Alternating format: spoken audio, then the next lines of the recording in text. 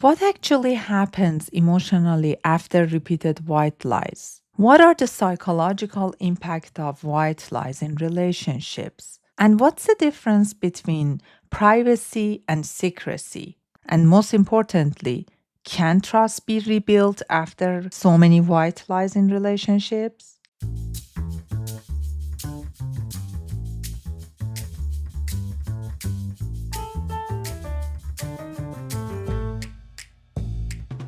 This is episode 45 of Tabling Thoughts podcast, and it's part two of our conversation about white lies in relationships. In the previous episode, we talked about what white lies are, why people tell them, and why people often justify them by saying, I didn't want to hurt you. But today, we are going deeper into something else. What actually happens emotionally after repeated white lies? Since we need to know, the issue is not the lie itself, it's the emotional distance that slowly forms afterwards. So, are you ready?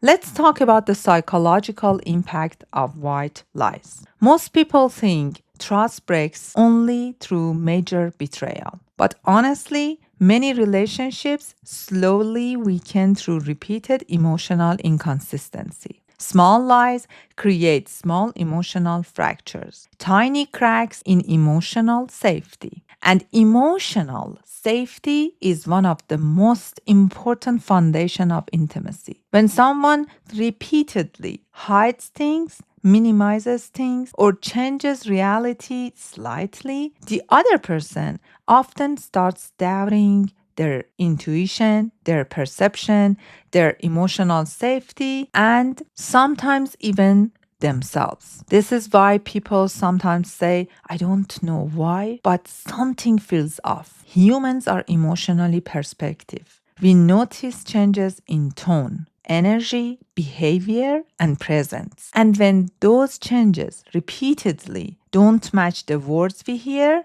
the nervous system becomes alert, not dramatic. Alert. This is why repeated white lies can create anxiety, overthinking, hypervigilance, and emotional exhaustion in relationships. Eventually, the person stops relaxing emotionally, and once emotional safety weakens, intimacy changes too. Okay, let's elaborate a little bit around the difference between privacy versus secrecy. This part is really important. Not everything private is dishonest. Healthy relationships still need individuality. You do not owe your partners access to every thought, every memory, every conversation, or every emotion. Privacy is healthy, but secrecy feels different emotionally.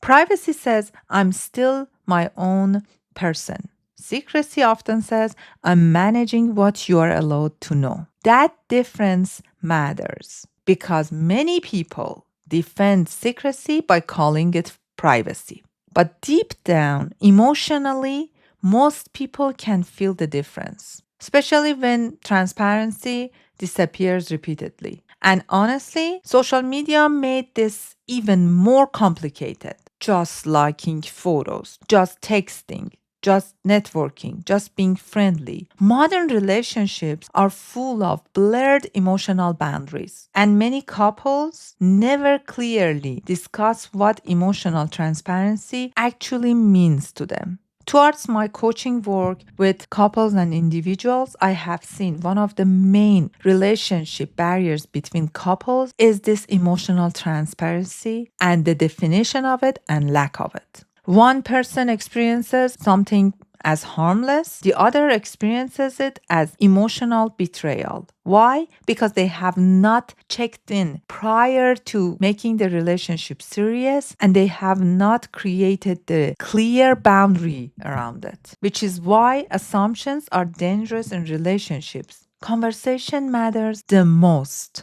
Now let's see, can trust be rebuilt? Yes, of course it can. But rebuilding trust takes much more than apology. Trust is rebuilt through consistency, through emotional reliability, through honesty during uncomfortable moments, not through pressure, not through you should move on already, not through minimizing someone's reactions. Real accountability sounds more like, I understand why this affected you. I understand why trust changed. I want to understand why honesty became difficult for me. That matters because healing is not only about stopping lies, but also it's about being emotionally safe again. Most people are not looking for perfection in relationships. They're looking for stability, the ability to emotionally relax around someone, the feeling that words and reality match.